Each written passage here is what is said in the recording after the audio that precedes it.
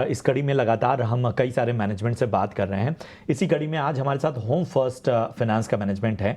अगर हम नतीजों की बात करें तो दूसरी तिमाही में होम फर्स्ट फाइनेंस के नेट इंटरेस्ट इनकम में 18% की बढ़ोतरी रही है, तो मुनाफे में 24% का उछाल नजर आया है। इस बार के नतीजों और ग्रोथ के आउटलुक पर चर्चा के लिए हमारे साथ कंपनी के एमडी और सीईओ मनोज विश्वनाथन साहब जुड़ चुके हैं। मनोज जी, बहुत बहुत स्वागत आपका। और अच्छे नतीजे जो हैं वो जाहिर सी बात है कि इस दिवाली को और ज़्यादा बेहतर बना रहे हैं। हमें बताइए कि अगर हम एयूएम ग्रोथ की बात करें तो काफ़ी स्ट्रांग नज़र आ रही है। 34% की ग्रोथ एयूएम में देखी गई है। डिसबर्समेंट जो है वो 22% ऊपर है। तो क्या ऐसी चीज़ें हैं जो इस तरह के ग्रोथ के नंबर को सपोर्ट कर रही हैं? क्या वर्क कर रहा है आप लोग के लिए? तो हमारा हमेशा प्लान था कि 30% का यूएम ग्रोथ के लिए एम कर रहे थे हम लोग। और द ब्रॉड एम इज 2027 तक 20,000 करोड़ का यूएम पहुंचना है। सो प्लानिंग उस हिसाब से हुआ है। Distribution, location planning, adding of people, सब कुछ उसके हिसाब से हुआ है। And so all of that is going on track. So as a result of which we have been able to achieve these numbers. Okay. Manoj ji, एक और सवाल होगा PMAY 2 से रिलेटेड। ये जो इंसेंटिव स्कीम्स है, ये आप लोगों के लिए कितनी बड़ी अपॉर्चुनिटीज़ है, और साथ ही PMAY 2 के लिए आप लोगों ने क्या लोन डिसबर्समेंट शुरू कर दिया है क्या मनोज जी? तो अभी गाइडलाइंस आ चुका है। और एक्चुअली जो स्कीम सितंबर 1 से इफेक्टिव है। अभी एग्रीमेंट्स वगैरह साइन हो रहा है और लॉन्च मतलब फॉर्मल लॉन्च अभी मतलब इस महीने मतलब इसमें नेक्स्ट मंथ होना चाहिए। So for the momentum to pick up मतलब मे बी 2-3 महीना लगेगा, मे बी 3-4 मंथ लगेगा for the momentum to pick up. But definitely इसका अच्छा इम्पैक्ट रहेगा मार्केट में। जो मतलब जो कस्टमर्स टेंटेटिव थे या मतलब डाउटफुल थे अबाउट परचेसिंग अ हाउस, उनके लिए बहुत मतलब ये पुश रहेगा। सो डेफिनेटली ये इंडस्ट्री के लिए और बिजनेस के लिए अच्छा रहेगा। चलिए, एक चीज़ और मनोज जी बताइए कि अगर हम ग्रोथ गाइडेंस की बात करें जो 30% से ज़्यादा का नज़रिया है, क्या इसमें जो स्कीम है पीएमए की, वो एक फैक्टर है? इसके योगदान को कितना आप देख रहे हैं, और क्या आप अपनी गाइडेंस रिवाइज करेंगे? एज ऑफ नो हम लोग इंक्लूड नहीं कर रहे हैं पीएमए को, बिकॉज वी हैव टू सी कि उसका क्या क्या इम्पैक्ट रहेगा। एंड इम्पैक्ट आने के लिए थोड़ा टाइम लगेगा, जैसे मैंने मेंशन किया 2-4 महीना लगेगा to actually get the full impact. So probably next financial में इसका इम्पैक्ट आ सकता है fully. So we will see अभी नेक्स्ट 6 मंथ्स में कैसे चल रहा है, स्कीम कैसे चल रहा है, कितना इम्पैक्ट आ रहा है, उसके हिसाब से फिर हम लोग प्लान करेंगे ये।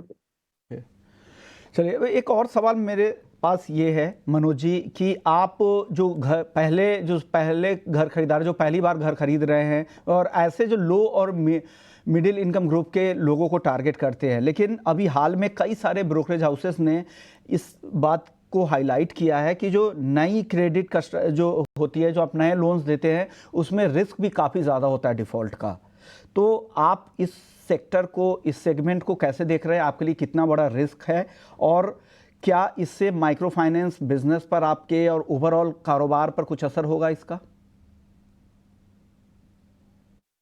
एक्चुअली माइक्रो फाइनेंस सेक्टर और हमारे सेक्टर और हमारे कस्टमर्स का बहुत कम ओवरलैप है। सो हमारे जो कस्टमर्स है वो एटलीस्ट 2-3 लेवल हायर हैं माइक्रो फाइनेंस कस्टमर से। माइक्रो फाइनेंस कस्टमर्स मतलब बहुत छोटे अमाउंट्स बोरो करते हैं, 30,000 50,000। हमारे कस्टमर्स का वो बिहेवियर है ही नहीं है। सो एंड हमारे सेगमेंट में जो अभी जो कस्टमर्स आ रहे हैं उसमें न्यू टू क्रेडिट बहुत कम हो चुका है।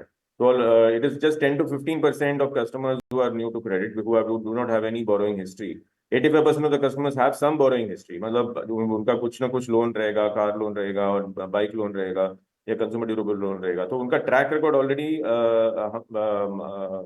अवेलेबल है हमारे पास जब वो हाउसिंग लोन के लिए अप्लाई करते हैं। So it is a completely different segment. Micro finance के साथ बहुत कम ओवरलैप होता है। तो we are not expecting any stress such जो मतलब माइक्रो फाइनेंस सेक्टर में है। और उसके पहले भी कभी 2-3 बार ये साइकिल हो चुका है माइक्रो फाइनेंस का, तो उस टाइम पे भी हमारे सेक्टर में इम्पैक्ट आया नहीं। ठीक है, तो ये फिलहाल जो है वो राय साफ तौर पर नज़र आ रही है। ज़रा सिबिल स्कोर, चूंकि हम ग्राहकों की बात कर रहे हैं, ज़रा हमें बताइए कि अगर बॉटम में किस तरह का ओवर लेवरेज है तो वो कितना इम्पैक्ट सिबिल स्कोर और लोन टेकिंग जो उनकी कैपेसिटी है उसको प्रभावित करता है। क्या ट्रेंड्स नज़र आ रहे हैं, किस तरह का रुझान दिख रहा है? अभी एज ऑफ नाउ वो डिटेरियोरेशन तो दिख नहीं रहा है as far as incoming customers are concern.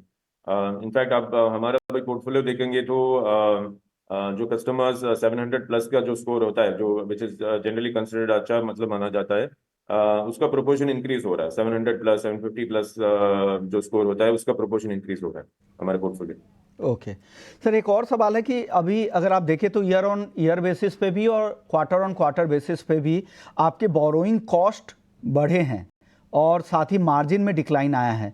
ऐसा क्यों हो रहा है और आगे को लेकर आपका क्या आउटलुक है? तो बोरोइंग कॉस्ट तो मार्केट फिनोमिनल है। तो पॉलिसी रेट ऊपर गया है तो उसका जो ट्रांसमिशन धीरे धीरे आया है। तो over the last 2 years as you can see, borrowing cost so it has gone up by about 1.5%. So this year also in the first half we have seen that about there is an increase of about 10 basis points. So ये तो हम पहले से बोलते आ रहे हैं कि borrowing cost थोड़ा सा ऊपर जाएगा। And we have also taken the steps. So as of 1st August हमने रिप्रेस किया था अपना portfolio to accommodate this borrowing cost increase. तो इसीलिए आप देख रहे हो कि लास्ट क्वार्टर से स्प्रेड एक्चुअली इंक्रीज हुआ है, 10 बेसिस पॉइंट्स का इंक्रीज हुआ है spread. As far as NIM is concern, मतलब निम और आरओए जो है उसका जो कंप्रेशन है वो तो बहुत मैथमेटिकल है। तो as we add more debt in the balance sheet, leverage हो ऊपर जा रहा है, तो ये both NIM as well as ROA will keep on compressing. That is the normal mathematical phenomenon in any lending institution. But the number to be kept in mind is that the leverage is also correspondingly increasing. So जो last quarter का आपने देखा होगा 4.6 is our leverage. This quarter it is 4.8. So as that keeps on increasing, the ROE also keeps on increasing. So ROE would be a good figure to keep track of the progress of the company. नज़र रखना पड़ेगा ताकि उससे पता चलेगा कि company का progress क्या है। शुक्रिया मनोज विश्वनाथन जी, एमडी और सीईओ हैं होम फर्स्ट फाइनेंस के। आपके आगे के क्वार्टर्स के लिए बहुत बहुत शुभकामनाएं। आगे इसी तरह से आप बेहतर प्रदर्शन करें और ईयर ऑन ईयर बेसिस पे और क्वार्टर ऑन क्वार्टर बेसिस पे आपके प्रदर्शन में आगे भी सुधार हो। चलिए हमारे बाकी एक्सपर्ट से, एनालिस्ट से जानते हैं कि होम फर्स्ट फाइनेंस को लेकर उनकी क्या राय है। जतिन, आप मैनेजमेंट को सुन रहे थे नतीजों पर, क्या लग रहा है आपको? इस कितनी यहाँ पर मौके हैं क्या? आज हालांकि थोड़ी गिरावट दिख रही है, लेकिन आगे क्या करना चाहिए यहाँ? देखिए, अगर जो होम फर्स्ट फाइनेंस की बात करूँ तो हमें लगता है कि थोड़ा इसमें डाउनसाइड अभी भी है पेंडिंग। हमें लगता है कि 1000 का लेवल से नीचे में जाके टेस्ट कर सकता है, जहाँ पे उसका 200 मूविंग एवरेज का सपोर्ट आ रहा है। तो हमें लगता है कहीं ना कहीं थोड़ा वीकनेस है, ओवरऑल मार्केट में भी वीकनेस है। तो अगर जो डेली चार्ट्स देखें तो लोअर टॉप लोअर बॉटम का फॉर्मेशन है। आज के ट्रेडिंग सेशन में एक पुल बैक जरूर देखने मिला था, लेकिन वो फिजल आउट हो गया। तो कहीं ना कहीं selling pressure on the upside है ये स्टॉक में। हमें लगता है कि 1000 के लेवल तक स्लिप हो सकता है।